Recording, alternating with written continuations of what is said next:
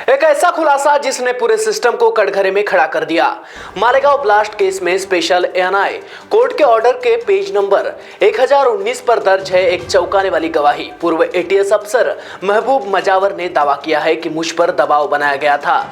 उन्होंने कहा कि आरएसएस प्रमुख मोहन भागवत को गिरफ्तार करो, लेकिन अफसर मुजावर ने कहा कि मैंने गैर कानूनी आदेश मानने से इनकार कर दिया क्योंकि मोहन भागवत का कोई रोल नहीं था। आइए जानते हैं विस्तार से आखिर क्या कहा उन्होंने।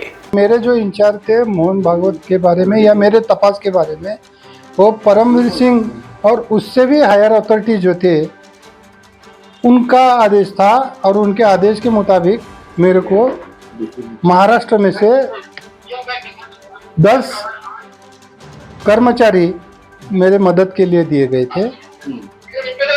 सर्विस सीक्रेट फंड में से मेरे को पैसा दिया गया था।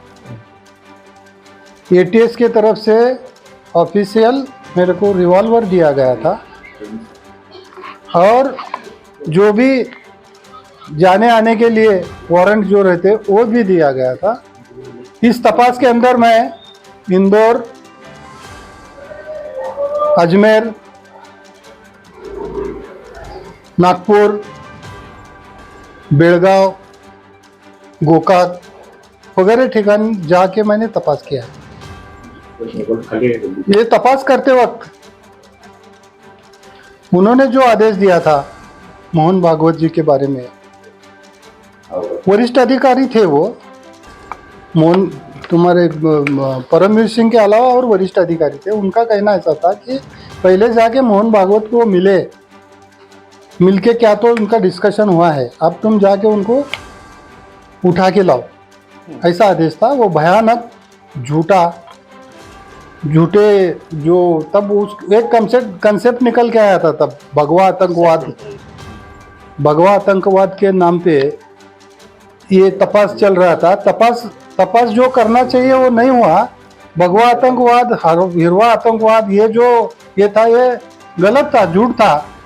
और इतने बड़े आदमी को लाने के लिए मेरे पे जवाबदारी डाले थे, तो मेरे झूठ करने की मेरी कैपेसिटी नहीं है। मेरे को धाड़सी बोल के लिए थे उन्होंने, धाड़स से काम करेंगे, ये बहुत टेरर है, अमुक है, ऐसे इससे करे थे। तो मैंने जाके नागपुर में बहुत दिन तक रुका मैं, मगर वो काम नहीं किया मैं। क्यों आपके नहीं, वो झूठ काम है तो क्यों का सवाल ही नहीं आता।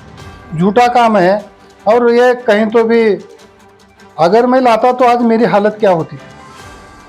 मैं झूठ काम करता तो आज उससे बुरी हालत थी। मैं ये काम नहीं किया, इस वजह से मेरे पे झूठा गुना दाखिल हो गया एक, और उसके अंदर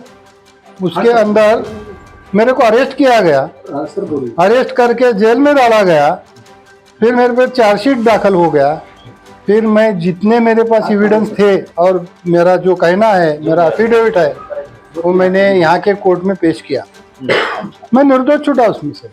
अभी निर्दोष छूट के 10 साल हो गए मेरे को। जब मैं निर्दोष छूटा तो वो डॉक्यूमेंट, जो भी रिकॉर्ड पे डॉक्यूमेंट है, वो पूरे डॉक्यूमेंट एनआई के कोर्ट में चले गए और वहाँ पे भी इसका ये जो वर्डिक्ट आया उसके अंदर ये डॉक्यूमेंट पेश किया गया था।